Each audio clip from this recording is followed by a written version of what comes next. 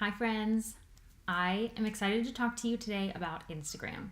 I have been asked so much lately about things on Instagram and how to use it as a yoga teacher, how to get more people engaged with your account.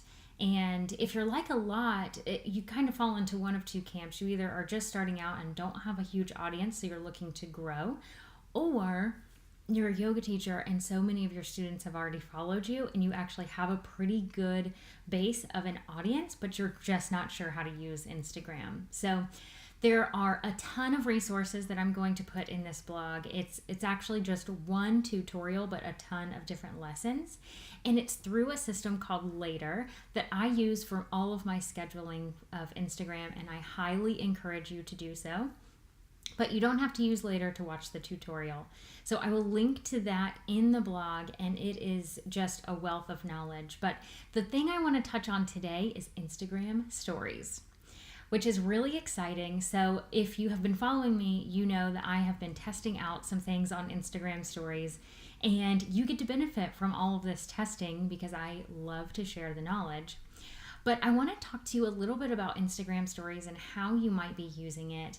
And so one of the reasons that I think about Instagram stories is, it's that saying of everyone's doing it, so you might as well do it, but it's actually kind of the opposite.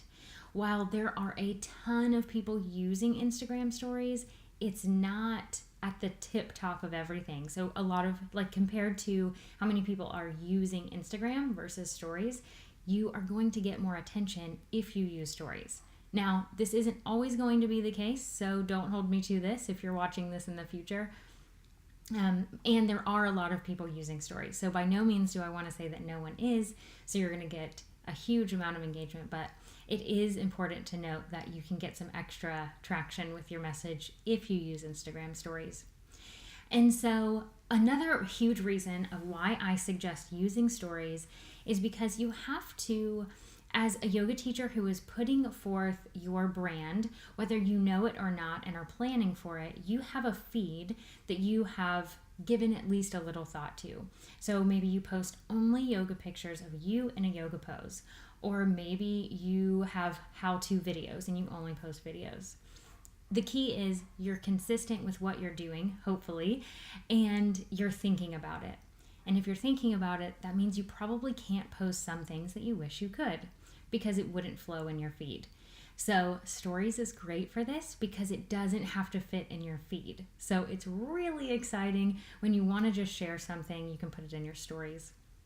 So some ways in which to use stories is you can showcase your personality even more than you can in your feed. So you've probably done a great job of cultivating that feed and looking at what you can do, but maybe you only share photos on your feed, but you can have videos in your stories. Again, without disrupting your feed, but you can showcase your personality. You can do some fun boomerangs, that sort of thing. You can have a little bit more fun with the stories. You can also use polls and questions to gain engagement. So back to that, what is your goal for Instagram? If you're on the camp that you just want to get some more engagement from your followers, polls and questions are awesome. This is a great way to test something, to get feedback from your audience. It's just a wonderful way. And then you can just ask random questions just to have fun. Again, showcasing your personality. Another way to use it is with ads. And so if you're not going down the ad campaign trail, that is okay. You do not have to, but it is a very interesting way of utilizing Instagram stories. And so another thing that I like to touch on is, what do you do after you've posted a story? Because you spent the time to put the story up, whether it's a video, you went live, or whatever the case may be. What do you do after you post? Well, first and foremost, I want you to pay attention to what happens. I want you to look back within that 24 hours because remember, it goes away after 24 hours. So that story goes away. Now, if you have a business account, which I highly suggest if you don't, if you have a business account, you can look in the insights and you can see it for 14 days, but it goes away after the 14 days. So on that note, you'll want to make sure if you took a poll, you want to take a picture, take a screenshot of that poll, because you may forget exactly what percentage chose this or this. If you're like me and you've got a lot of other things going on, there's no way you'll remember. So take a screenshot of that. If you asked a question, I definitely want you to be looking at it multiple times within that 24 hours, because you're getting engagement by people interacting with that question, but then you want to share their responses, because then other people see that people are engaging with you, and it's just a wonderful way to keep that ball rolling. And unless it's confidential, tag them in that, because you just never know who's going to reshare or share that question, and then it just gains you even more exposure.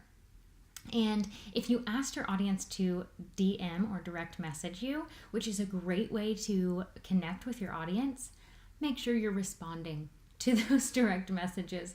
That's something that's very, very important, and you want to make sure to respond to your audience, because then they'll trust you even more and you'll gain that rapport with them. So lots to do in Instagram stories. Again, check out the tutorial from later. It's just wonderful.